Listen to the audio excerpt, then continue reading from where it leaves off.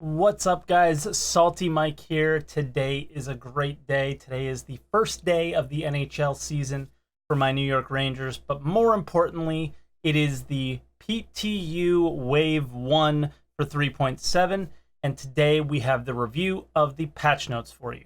So they had a weird order of it today, and just to note, it's 3 o'clock in the morning.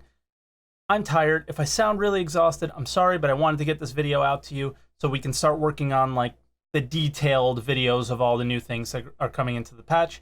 Today is going to be an overview of the patch notes, just quick, running through kind of everything down the line. And we're going to start out with known issues, and that's where they start almost all their patch notes, but their order of everything else was really wacky. So I apologize for that today. So we're just going to run down the known issues and the most important ones for you right now.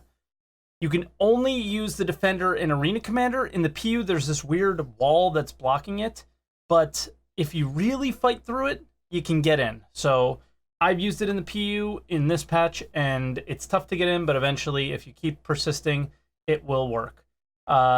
If you have a level 1 crime stat, you can't open the hangar doors when in Lorville, so be careful with that if you have a criminal rating. Changes made in the character customizer for whatever reason are not showing up in the PU.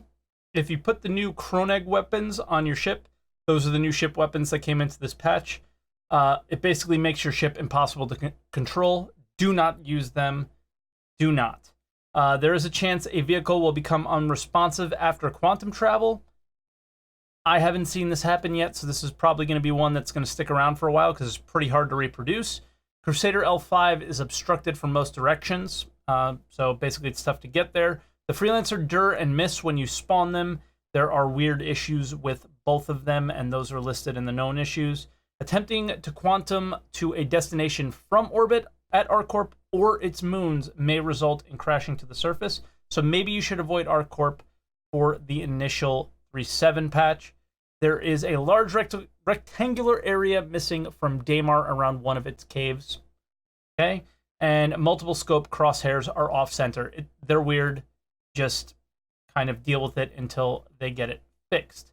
Now, normally they start out with the new features on patch notes, but for this one, they started out with feature updates. So we're going to go over what features used to be in the game or were features that were in the game previously and are being updated with new features to them or some minor balance changes. So the first one is a big change, and that is the character customizer. They simplified it greatly. Basically, you have your head that you're working on, and you can rotate through other heads that you would like to kind of mix and match, and you can click on their eyes, ears, nose, mouth, forehead, cheeks, all those things, and move the slider bar until you get your character just how you like it. It is super simple, a great layout in my opinion. So what I hope to see in the future from them is some more additions to the actual character customizer now, like, you know, new hair or new heads to work with to get our characters just right. They updated the flashlights on our helmets, and this is obviously because it makes cave exploration awesome, and we'll talk more about caves later. They updated stamina usage, which means you can run quite quickly and for a decent amount of time now. Maybe this is something to do with the heart attack bug from 3.6. Locations section, we have updated Ariel's height map, removed Hurston L2 temporarily, and removed the Argo from the Area 18 spaceport. Now, this likely has to do with what they said in the Star Citizen Live when they were talking about server-side OCS, that they were not against removing things from the patch in order to bring new things in because they're full. They can't put any other content in. They've told us that a couple times now. So in order to put something in like probably caves, they had to remove this station. So it's only temporary, but it is what it is right now. Now, under the AI tab, basically the AI got smarter.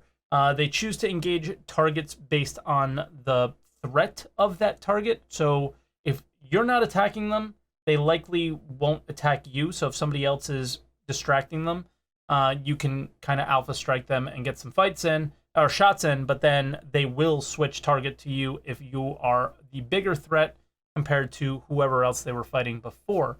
Now, under the gameplay tab, and we're going to be discussing this a couple times on today's episode or show, and they adjusted misdemeanor fines. So all of them have been adjusted somewhat, but the most significant one is they significantly reduced the illegal parking fee. I believe it was $12.50 before, and I believe it's $2.50 now. So basically means nothing, and we'll discuss that a bit more later. This one's a big one. They improved the chat interface and multi-channel support for VoIP and FOIP. I'm not sure what multi-channel support means. I wonder if that means if you're in a party, you can also be in global. That would be awesome. But the interface is amazing now. You can also do things with the chat, change the colors. You can remove it from your visor if you want. If you ever gone third person and come back and it's always there and you don't want it there, I don't like the chat on my visor. It's very annoying, and that being able to turn that off is great. They updated all the mission rewards as well. You would have thought they would have raised the prices because of mission sharing, which we're going to discuss later, but all of the lawful missions got reduced in price, while all of the piracy missions, some of them got reduced, but a lot of them stayed the same. Specifically, like delivery missions, the highest ones I was seeing were about 4,000, where the highest delivery missions for unlawful goods are 7,600. So some disparity there because pirate life is a lot tougher. Therefore, you should be rewarded more for your efforts. Makes sense to me. They made crime stat restrictions more lenient for mission offerings. This was quite annoying if you ever accidentally ran over somebody and killed them. Now all of your missions or lawful missions are basically gone. So they seem to be a little bit more lenient on that, and we will have more missions with like a 1 crime stat or 2 crime stat now, which is really nice. They updated AI service beacons with sequence waves, more challenging opponents, and kill rewards. So these might be worth doing, but my question will be, are they ever going to complete? I was never able to complete one because the AI, for whatever reason, would bug out, and I never finished one. So I haven't gotten a chance to try them in 3.7. If you have, let me know in the comments. How are they? Are they working? Good? Bad? Ugly? And another one I haven't tried yet is they reworked the level 5 criminal mission. So it should be repeatable. Not sure if it's worth it. Not sure of the exact price. You know, I tried it in Evocati, but I don't know if the prices have changed for the PTU build. So let me know if you guys have tried that one as well. One thing that I have been able to try before the start of this video is the updated Pirate Swarm. 10 waves, an extra challenge wave at the final. I wasn't able to get there, though. It's quite challenging. Specifically, the most difficult ship I came across was the P-52 Merlin. It's got insane shields. I don't know what to tell you. If I didn't come across the P-52, I would have won. But I was on wave 8, and I couldn't kill the one P-52 Merlin. I don't know, chat. Okay, I don't know, guys. I'm sorry. So, ships and vehicles, and sorry for calling you chat. Twitch streamer, twitch.tv/SaltEMike, 6:30 a.m., pretty much every day. Come and hang out, all right? Ships and vehicles, we're just going to run through these real quick. Fix the fuel on the 890. Increase refueling rates for larger ships at Cryastro. I assume this means, like, if you have a Caterpillar, it's going to cost a lot more to refuel, which makes cargo hauling less profitable, but also more realistic. Updated EMP audio, so that should be pretty cool. Fixed auto gimbals, so the pip is the only thing that needs to be in the cone instead of the ship and the pip. So that should actually make it easier. I don't know how you guys feel about that. I don't see why you would ever not use auto gimbals these days. So, yeah, again, another one for the comments. Let me know what you guys think about that one. Updated usables on the 890 jump. Updated the nose array for the hoplite to sawbuck repeaters. This is to fall in line with the Vanguard lineup that is coming in completely. So they're all going to have unique nose guns, and you're going to be able to purchase other ones at the stores as well. New paints on the hoplite, as well as it's like kind of like a green camouflagey one. It's pretty cool. And the other ships obviously have their own paint jobs. Updated the health pool on the 890. Under weapons and items, they rebalanced the Karna rifle, and I don't know if that means that the rebalancing of the recoil was reduced or raised, but I was getting my butt kicked with the Karna rifle when testing out Star Marine. We'll discuss that in a little bit because we're going to be jumping into new features. And under the gameplay tab, we have added voice activation. So this is voice activation for VoIP, so you're not stuck to using push to talk if you don't want to. This is a cool feature, but I imagine we're going to get some open mics while playing, some guy talking to his mom in his basement, whatever. So nice little feature there, but ship rental kiosks have come in. This is kind of a polarizing subject. So I have not been to the one in Area 18, but there's also one on Hurston at Lorville. Those are the only two locations that they're at. There is not one at PO. The one at Hurston is directly across from the elevators. You can't miss it. Prices are interesting, so they're up there. They seem to be priced so you purchase a ship as well in the game. So, but if you want to try something, it's a reasonable fee to try some things out.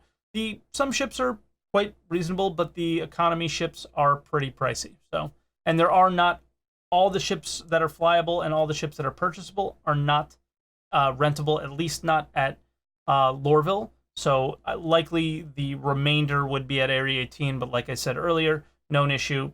I'm not going there until it's safe to do so.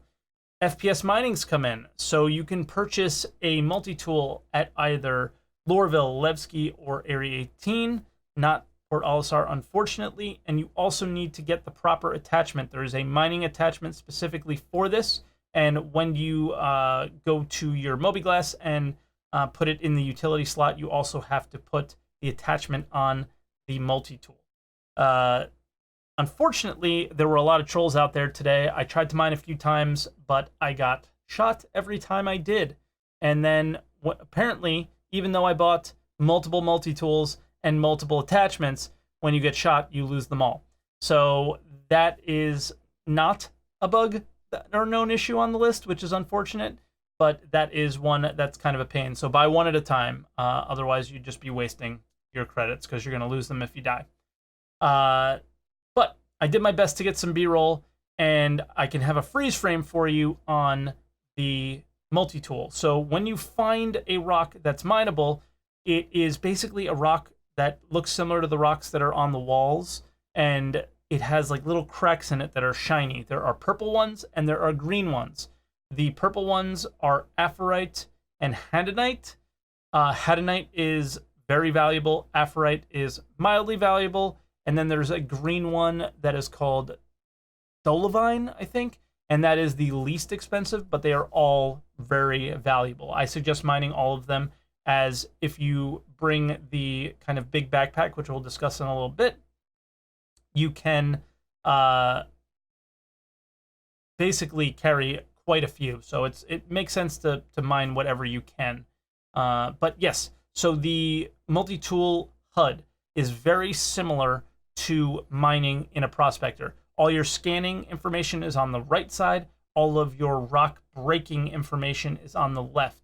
So basically, you raise using your mouse wheel or whatever peripheral that you use to mine with, and once you get up to the desired power, you will start to see a white line go up on the left side, and once it reaches in the green zone, a bar will start to move horizontally in that green zone, and it will be green. Once that fills up completely, the rock will break into multiple gems on the floor. I wish I could have showed you this. I apologize again. And you could pick those up and put them in your backpack. There are also harvestable objects that you can find around Stanton. They are at Hurston, Ariel, Aberdeen, and Damar, as well as inside all of the caves. And you can put those in your personal player inventory, which is what we're going to talk about next. Basically, you can access the PPI, or personal player inventory, by pressing tab, or you can press F and press the little dot that comes up. And basically, there will be a few items in your personal inventory if you've picked anything up, and you can make that into a box. But unfortunately, this is, again, something I wasn't able to show you, as I've been killed too many times before I can show you in a decent place. So I will do a separate video on personal player inventory, hand mining, all those things, and do them in much, much, much more detail for you. But I really like these videos to be very detailed as well, so I apologize that they are not. Different armors have different capacities, and we will go over the highest capacity one in just a bit. Air traffic control will restrict access if you are a criminal of level 2 or higher. It's nice that it's not just level 1, because level 1, sometimes you might accidentally run over somebody or do some minor damage to someone, and then you're given a criminal rating. And yeah, it's not that big of a deal, but the fact that they restrict access doesn't really mean anything, because they only restrict access to landing, and if you decide to land on a pad that's not yours, like we said earlier, the fine's only 250 credits. So it's basically a docking fee. And what, you know, a lot of people didn't know is that you could still spawn ships. You just couldn't land. So if you're there and you pay the docking fee of 250 credits, you could still spawn your ship. What I'd like to see in the future is your ship get like impounded, where you have to wait like the same amount of time as you would for, or even an extended period of time from what you would do if you were to or basically grab your ship from insurance when it's been destroyed or lost or whatever. They basically have the mechanic in the game now to do that. They would just have to call it impounded, and you would, you know, get the option to pay a significant fee to bring it out of impound quickly. So basically pay off the guards or whatever to get your ship back.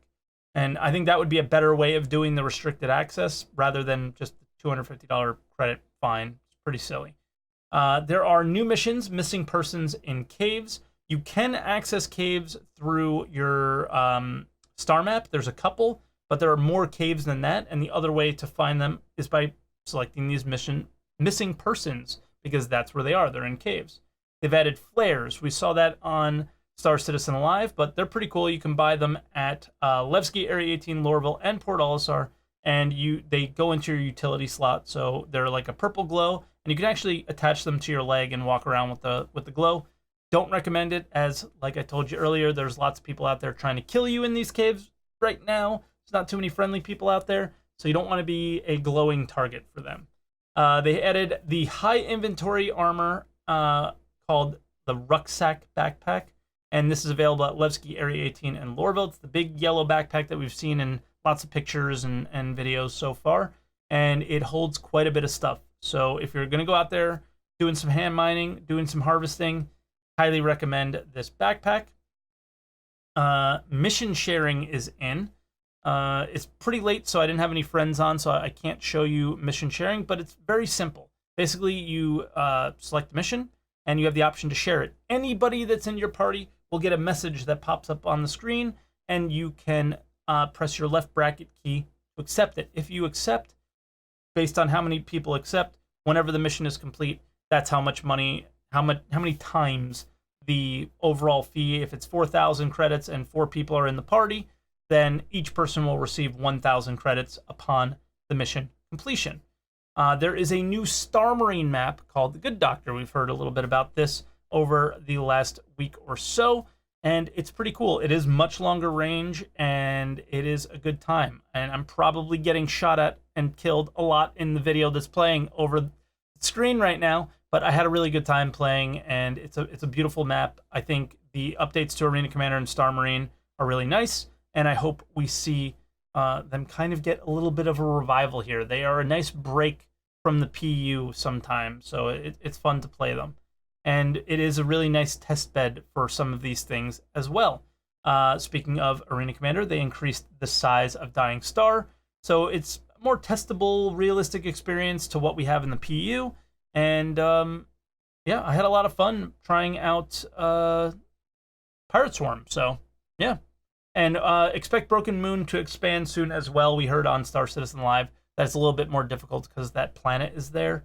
Now moving on to ships and vehicles. We have 3 new ships. We're waiting on the RSI Mantis still, but we have the Vanguard Harbinger, the Vanguard Sentinel, and the Banu Defender. The Banu Defender is a work of art. I'm glad they took the time that they did.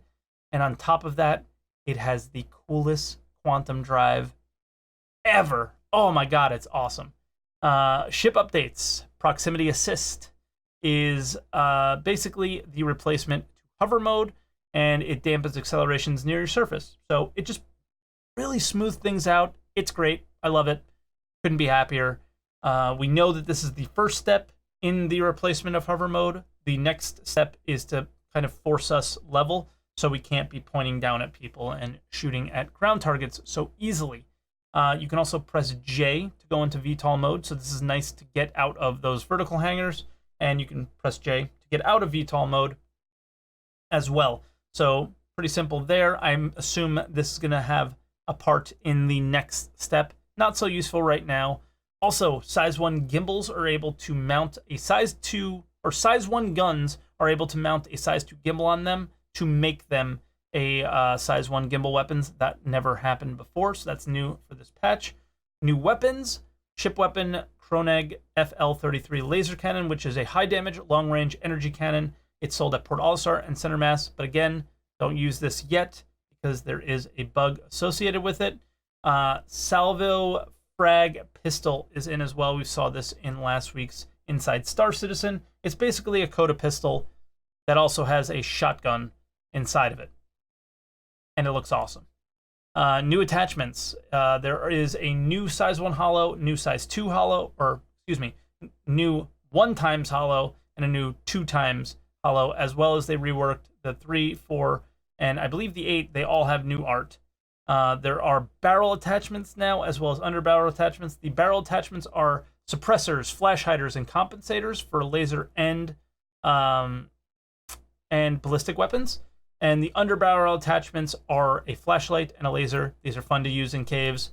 Go give them a try. And finally, Core Tech. Core Tech updates are AC, or Arena Commander, and the Persistent Universe. Their ship databases are now separate. So anything you do in the PU does not affect Arena Commander. Anything you do in Arena Commander does not affect the PU. My hope is that this change fixes that issue that we were having with ship components not spawning in the PU. I haven't had that issue yet. I'm crossing my fingers. Maybe this is a fix in that direction. So that will do it for the patch notes. We would usually go over the major bug fixes, but none of the bug fixes that I see seem to be related to any bugs that we were dealing with in 3.6. I don't know where these bugs are from necessarily. They may be from the 3.7 patch. I think a spider just landed on me. I don't know.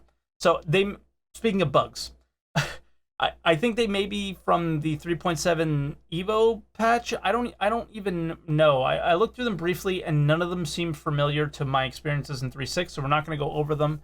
But like I said earlier, guys, it's really late. I wanted to get this video out to you and do it as good and have as much B-roll related to the stuff that we were talking to as possible. I couldn't get as much as I would have liked, but I got to be up for my stream in like 2.5 hours now. So, again, I stream on Twitch, so go check it out. If you're checking out this video, you're likely awake while I'm streaming. 6:30 a.m. at twitch.tv/SaltEMike. And again, thank you so much for watching this video, guys.